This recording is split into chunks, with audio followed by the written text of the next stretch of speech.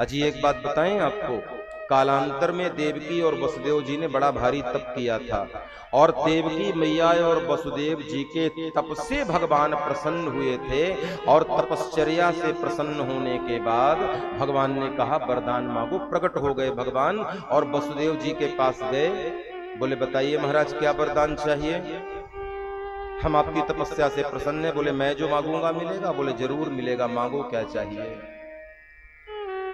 तो वसुदेव जी ने कहा प्रभु यदि वरदान देना चाहते हो तो वरदान ये चाहिए, मुझे आपके जैसा बेटा चाहिए। भगवान ने तथास्तु कह दिया है और देवकी मैया के पास गए और देवकी मैया के पास जाकर के बोले आपको क्या चाहिए। बोले महाराज ने क्या मांगा, बोले उन्होंने वरदान मांगा है कि मेरे जैसा बेटा चाहिए। तो देवकी मैया ने कहा तो मेरा भी वही लिखो, मुझे भी आपके जैसा बेटा चाहिए। आप उनसे अलग थोड़ी मांगूंगी मैं, मुझे भी आपके जैसा बेटा चाहिए। माने दोनों ने एक ही वरदान मांगा, जो वरनाथ चतुर नृप मांगा सो कृपालु मुहि अति प्रिय लागा। जो राजा ने वरदान मांगा है वही वरदान मुझे चाहिए। और भगवान ने तथास्तु कहा और तथास्तु कहकर मेरे हरि जाने लगे।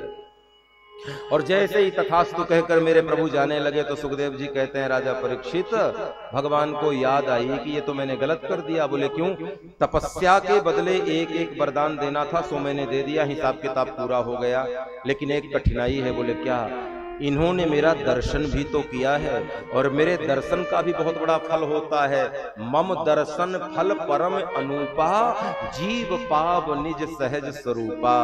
तपस्या के बदले तो मैंने एक एक वरदान दे दिया कि बेटा बन करके आऊंगा, लेकिन दर्शन के बदले भी तो वरदान देना चाहिए ना, क्योंकि दर्शन कर लिया तो उसकी तो बड़ी भारी महिमा है। तो दर्शन के बदले कोई फल ना मिले ये तो ठीक नहीं। तो भगवान लौट कर गए और भगवान ने कहा कि सुनो, आपने तपस्या करी उसके बदले मैंने एक एक वरदान दे दिया, अब एक काम करो, क्या मेरे दर्शनों के बदले एक एक वरदान और मांग लो मेरी ओर से। अब तो प्रसन्न हो गए। तो वसुदेव जी के पास गए, बोले आपको क्या चाहिए। बोले यदि वरदान देना चाहते हो तो बस इतना ही वरदान मांगूंगा कि जब आप मेरे बेटे बन करके आए, जब आप मेरे पुत्र बन करके आए तो मुझे ये याद रहना चाहिए कि आप भगवान हैं। भले ही आप मेरे बेटे बने रहें पर मुझे स्मरण रहे कि आप नारायण हो। और देवकी मैया के पास गए, बोले आपको क्या चाहिए। दूसरा मेरी ओर से दे रहा हूं, अपनी ओर से दे रहा हूं। बोले उन्होंने क्या मांगा है। बोले उन्होंने मांगा है कि जब मैं उनका बेटा बनकर के आऊं तो उन्हें याद रहे कि मैं भगवान हूं। तो मेरा मेरा मेरा उल्टा कर दो। बोले मतलब, बोले जब आप मेरे बेटे बन के आए तो मैं भूल जाऊं कि आप भगवान हैं। माता ने वात्सल्य भक्ति मांगी और पिता ने ऐश्वर्य भक्ति मांगी।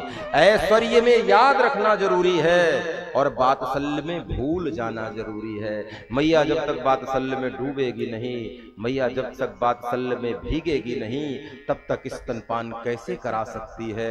मानो देवकी जी कह रही हैं कि मुझे एक बार भी याद आ गया ना कि बेटा बने जरूर हो लेकिन सच में नारायण हो, तो मैं अपने आंचल को खोल करके आपको स्तनपान नहीं करा पाऊंगी प्रभु। स्तनपान के सुख से मैं वंचित रह जाऊंगी। इसलिए जब आप मेरे बेटे बन करके आए तो एक क्षण भी मेरे मन में ये याद न आए कि आप भगवान हो। मुझे केवल और केवल ये याद रहना चाहिए कि आप मेरे बेटे हो। और पिताजी ने ऐश्वर्य मांगा ताकि स्मृति बनी रहे कि आप भगवान भी हो और बेटे बनकर आए हो। और आज देवकी मैया के कारागृह रूपी दिव्य मंदिर में चतुर्भुज नारायण के रूप में भगवान आए।